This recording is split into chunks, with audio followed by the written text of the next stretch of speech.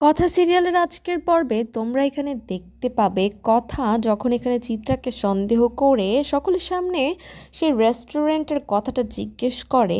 চিত্রা কিন্তু কথার ওপর অনেক রাগ করে। চিত্রা তাকে বলে, তুমি আমাকে কেন সন্দেহ করছো? আর তারপর কথা এখানে সকলের সামনে কিন্তু সেই রেস্টুরেন্টের বিলের কপিটা দেখায়। আর এটা দেখে কিন্তু চিত্রা কথাকে এখানে মারতে যায়। আর তখন অগ্নি এসে কথাকে রক্ষা করে এবং কথার জন্য সে বলে যে সে যত কথাই বলুক তার জন্য তাই বলে তোমাকে ওকে মারতে হবে। আর তারপর চিত্রা তাকে বলে যে এই রেস্টুরেন্টের বিলটা যে আমিই দিয়েছি এটার কি প্রমাণ আছে? কথা শুধু সকল কিছুতেই আমাকেই কেন সন্দেহ করে? আর তারপর এখানে মেজমার মেয়ে অর্ণাও এসে বলে যে তুমি সবসময় আমার মায়ের পেছনেই কেন লেগে থাকো? সকল দোষ কি শুধু আমার মা একাই করে নাকি?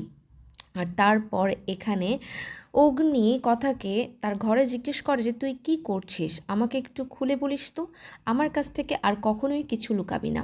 আর তারপর এখানে অগ্নির গাল কেটে গেলে কথা সেখানে চিনি দিতে যায়।